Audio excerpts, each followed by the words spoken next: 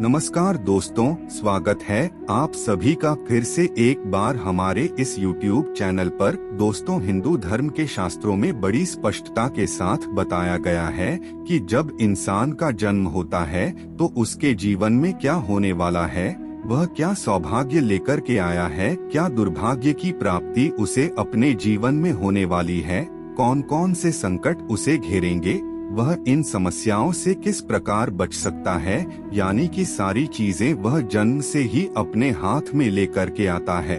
वहीं दूसरी तरफ कुछ इस प्रकार का तर्क वितर्क करते हैं कि जिनके हाथ नहीं होते हैं क्या उनका भविष्य नहीं होता। तो आपको बता दें, उनका भी भविष्य होता है, लेकिन हाथों की जो रेखा होती है वह ठीक उसी प्रकार से कार्य करती है जैसे शीशा होता है, जिसमें आप अपना चेहरा देखते हैं और यह अंदाजा लगाते हैं कि आपके चेहरे पर झुर्रियां तो नहीं हैं, या फिर भविष्य में चलकर के झुर्रियां तो नहीं पड़ने वाली है। अगर आपको कुछ इस प्रकार के संकेत दिखाई देते हैं तो आप सतर्क हो जाते हैं। ठीक इसी प्रकार दोस्तों, जो हाथों की लकीरें होती है वह आपको आने वाले भविष्य के बारे में बताती है। आप अपने हाथों की लकीरों के माध्यम से अपने जीवन के हर चीज को बड़ी आसानी से जान सकते हैं। हमारे ऋषि मुनियों ने हाथों की रेखाओं के माध्यम से ही इंसान के भविष्य का निर्धारण करने की विधि बताई है। बता दें, हाथों की रेखा ही बताती है कि व्यक्ति कितना भाग्यशाली है, कितना सौभाग्यशाली है, कौन कौन सी समस्याओं का सामना उसे अपने जीवन में करना पड़ेगा। ऐसी तमाम चीजों के बारे में जानकारी बड़ी आसानी के साथ हथेली की रेखाओं के माध्यम से इंसान जान सकता है। लेकिन दोस्तों, हाथों की लकीरें इंसान के कर्म के आधार पर बदलते रहते हैं। आपने खुद ही देखा होगा, आपके बचपन की हथेलियों की जो रेखा है थी, या फिर आज से कुछ साल पहले आपकी हथेली की जो रेखा थी, वर्तमान समय में वैसी आपकी हथेली की रेखा नहीं है। अगर आप रोजाना अपनी हथेलियों का दर्शन करेंगे तो आप इसके बारे में आसानी से अनुभव कर पाएंगे।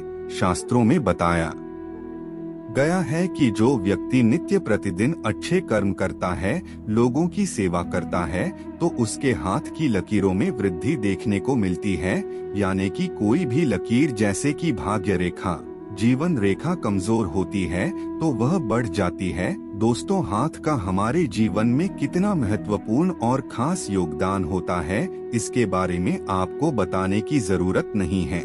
देखा जाए तो अन्य अंगों की तुलना में हाथ बहुत ही महत्वपूर्ण अंग होता है, क्योंकि इंसान का संपूर्ण 7 चक्र हाथ में वास करता है।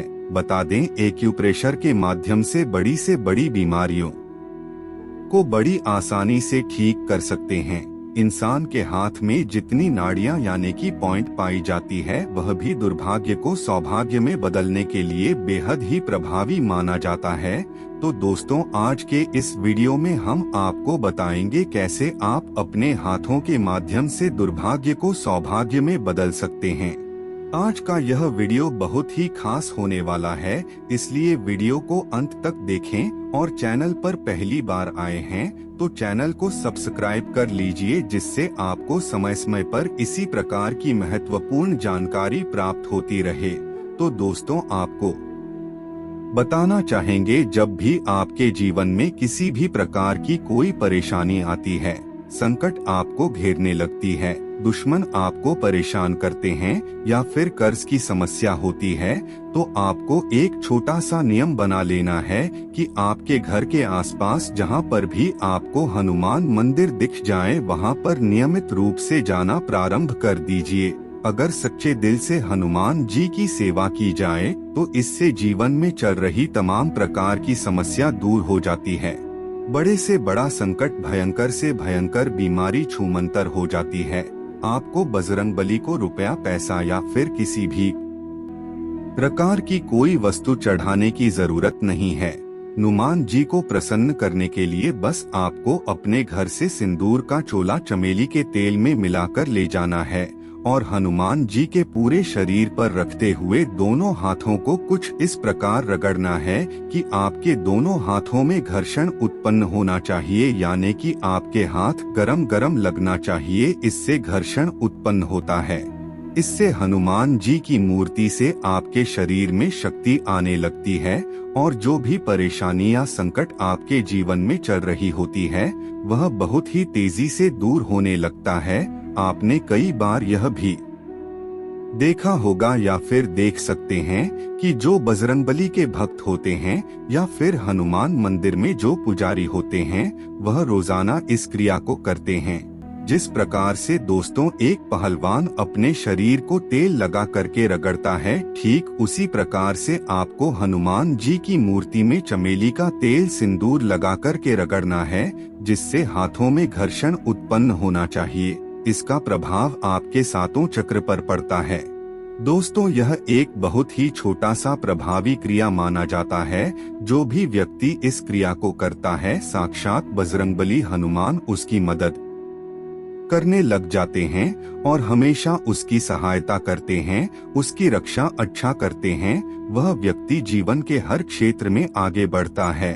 ठीक इसी प्रकार से दोस्तों अगर आप शिवलिंग पर नियमित रूप से दूध, दही, शहद आदि को भी अपने हाथों से रगड़ रगड़ कर मलते हैं तो इससे बड़े से बड़ा दुर्भाग्य नष्ट हो जाता है। शिवरात्रि के दिन भी काफी लोग शिवलिंग पर कुछ चीजें डाल कर के अपने हाथों को रगड़ते हैं। वही क्रिया वे लोग करते हैं जिसके बारे में इस वीडियो में आपको बताई गई है। आप अपने जीवन के दुर्भाग्य को, धन की समस्या को और कई प्रकार की समस्या जो आपके जीवन में आती है उससे छुटकारा पाने के लिए अलग अलग चीजों का इस्तेमाल करके अपने हाथों को रगड़ सकते हैं। जैसे कि दोस्तों अगर आप दही को भगवान शिव के शिवलिंग पर रगड़ते हैं तो इससे जीवन में आने वाले क्रोध की गति को आप शांत कर सकते हैं। जो लोग तुरंत ही क्रोधित हो जाते हैं, जिनके माता पिता परेशान रहते हैं कि उनके बच्चे बहुत ही ज्यादा क्रोध करते हैं, तो उन लोगों को अपने बच्चों के हाथों से दही को रगड़ रगड़ के शिवलिंग पर चढ़ाने को बोलना चाहिए। इससे उनका क्रोध शांत होता है। इसके साथ ही दोस्तों अगर आप शिवलिंग पर एक लोटा जल चढ़ाते हुए अपने हाथों को रगड़ते हैं तो इससे आपका दुर्भाग्य नष्ट होता है। किसी भी वस्तु को भगवान भोलेनाथ की शिवलिंग पर चढ़ाते हुए आप अपने हाथ को जितना ज्यादा रगड़ेंगे उतना ही ज्यादा घर्षण पैदा होगा, जिससे आपका दुर्भाग्य यानी कि पाप कर्म जल कर के राख बन जाएगा। दोस्तों यदि आप चाहते हैं कि भगवान भोलेनाथ की कृपा दृष्टि आपके ऊपर हमेशा बरकरार रहे तो इसके लिए आपको अपने घर से पंचामृत बनाकर के शिवजी के मंदिर में ले जाना है और गाय के दूध से भी अगर आप अभिषेक करते हैं तो इससे लाभ मिलेगा। इस क्रिया को आप रोजाना भी कर सकते हैं या फिर केवल सोमवार के दिन करने से भी अदृश्य शक्तियाँ जो होती है वह आपकी मदद करने के लिए तैयार होती है। अदृश्य शक्तियों के माध्यम से आपके सभी प्रकार के कार्य संपन्न होने लगते हैं। बता दें इस संसार में जितने भी अदृश्य शक्तियां वास करती हैं या कार्यशील है सभी के सभी केवल भगवान शिव के ही भक्त होते हैं। भगवान भोलेनाथ की कृपा मिल गई तो समझो सभी प्रकार की अदृश्य शक्तियां आपके लिए कार्य करना प्रारंभ कर देंगे। साथ ही दोस्तों आप कुछ समय शिवलिंग के पास बैठकर व्यतीत करें, इससे आपको सकारात्मक ऊर्जा की प्राप्ति होगी। अगर शिवलिंग पर आप मक्खन को अर्पित करते हुए अपने हाथों को रगड़ते हैं तो इससे धन प्राप्ति के योग बनने लगते हैं, नौकरी प्राप्ति के योग भी बनने लगते हैं।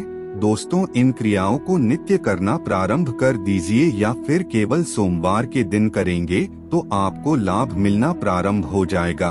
तो मित्रों आज के लिए बस इतना ही, फिर मुलाकात होगी एक नए और ताजा एपिसोड में। तब तक के लिए नमस्कार।